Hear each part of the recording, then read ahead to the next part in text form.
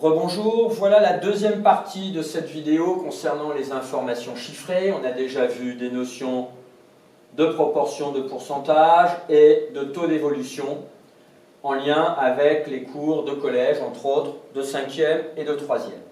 On va passer à la troisième partie, les évolutions successives et ce qu'on appelle aussi l'évolution réciproque. Alors, petit 1, d'abord les évolutions successives. Comme son nom l'indique, évolution, donc ça évolue, ça change, et successif, ça veut dire qu'il va y en avoir plusieurs. Définition.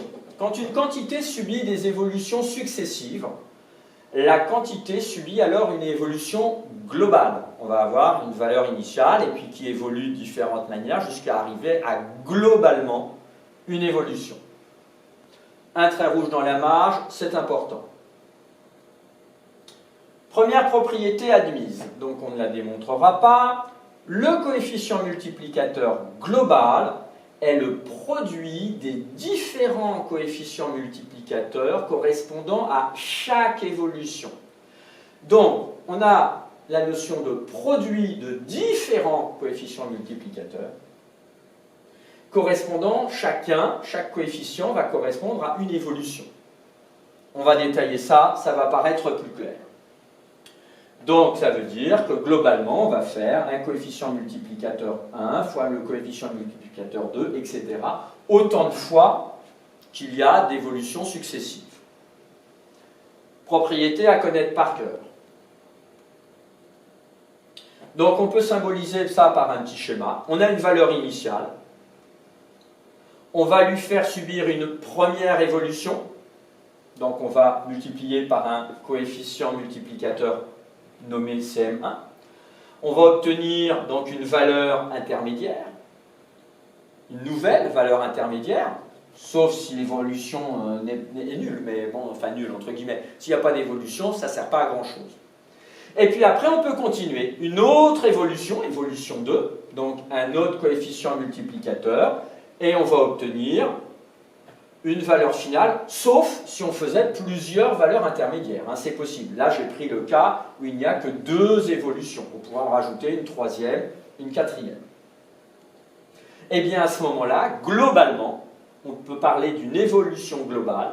Et bien, on multipliera par CM1, puis on multipliera aussi par CM2.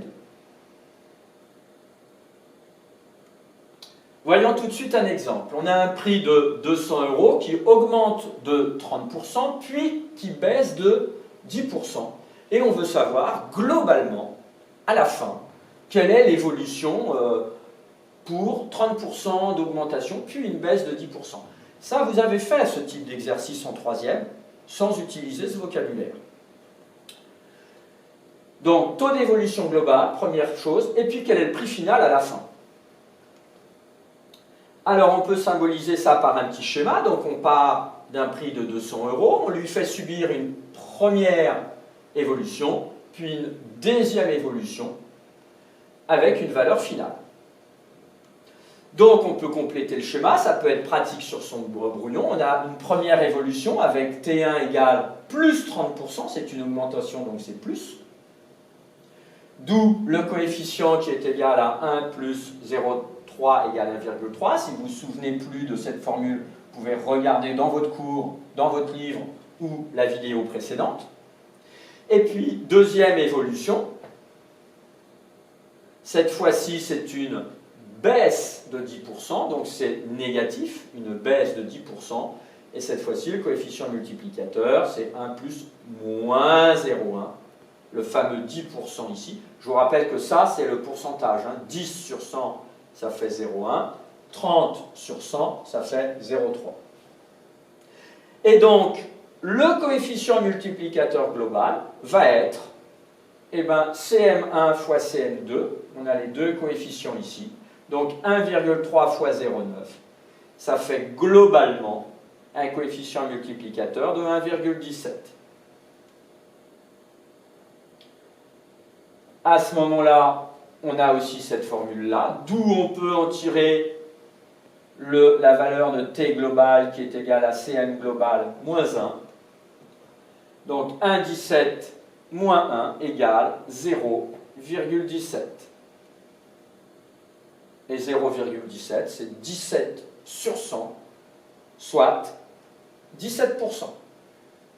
Alors, petite précision, il y en a peut-être qui, en voyant la vidéo, vont me dire « Mais pourquoi j'ai mis un point d'interrogation ici ?» C'est parce que finalement, cette valeur intermédiaire, on ne la connaît pas et on n'a pas besoin de la trouver. Inutile.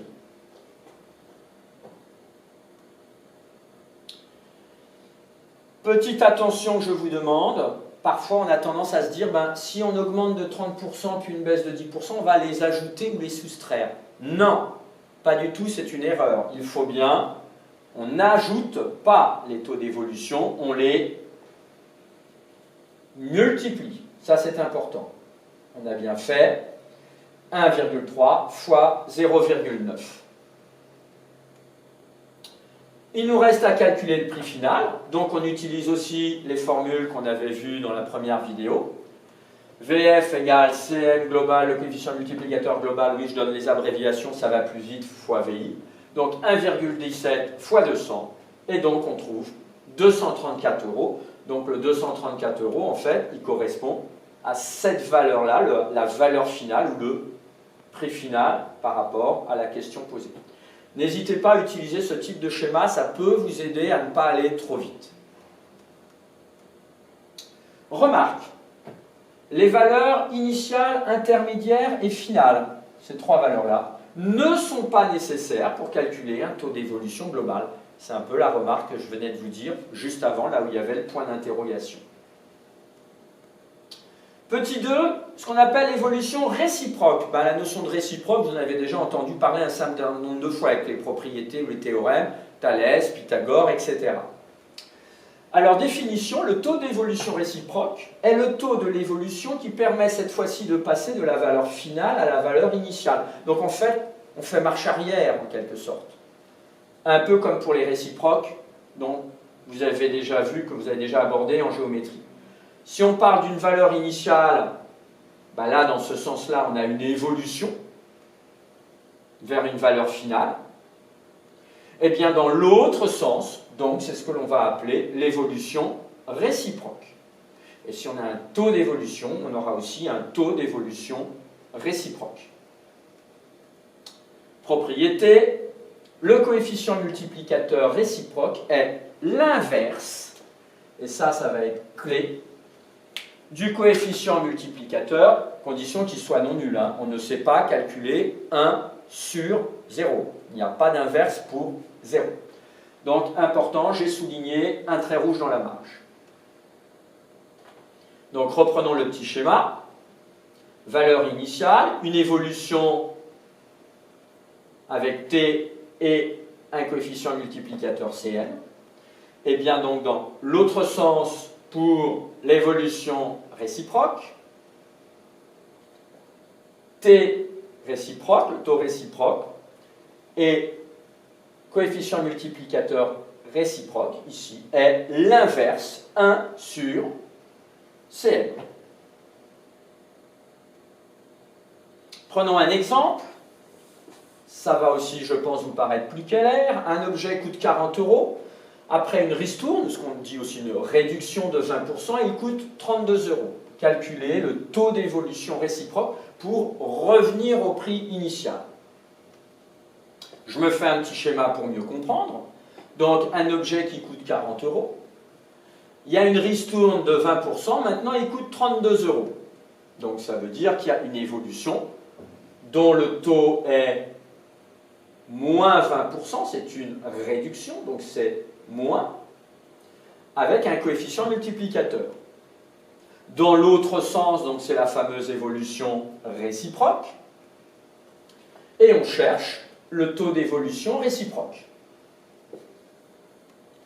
Eh bien, on connaît la formule Cm égale 1 plus T, donc ça fait 1 plus moins 0,2, 20 sur 100, ça fait 0,2, donc ça fait 0,8, d'où Cm réciproque, c'est l'inverse, 1 sur Cm égale 1 sur 0,8 égale 1,25. Donc ici, on a multiplié par 0,8. Ici, on va multiplier dans l'autre sens par 1,25. Et on peut également trouver donc à ce moment-là le taux réciproque grâce à la formule, sans aller trop vite en remplaçant les valeurs et en résolvant ces équations. Ça va être 1,25 moins 1 égale 0,25. Donc ça signifie qu'on a 25%. Si ici on réduit de 20%, eh bien dans ce sens-là, il faut augmenter de 25%. Voilà, donc il n'y a pas énormément de choses dans cette séquence, mais ce sont de très nombreuses nouveautés, vocabulaire particulier, formules particulières avec différentes propriétés. Il faut que vous preniez le temps de le faire progressivement et surtout de pratiquer, de poser des questions, encore une fois de plus, pour que ça se consolide tranquillement, doucement dans votre cerveau. Surtout si dès le début il y a un problème, n'allez pas trop vite, il faut tout de suite corriger vos erreurs. Bonne utilisation et à la prochaine vidéo. Au revoir.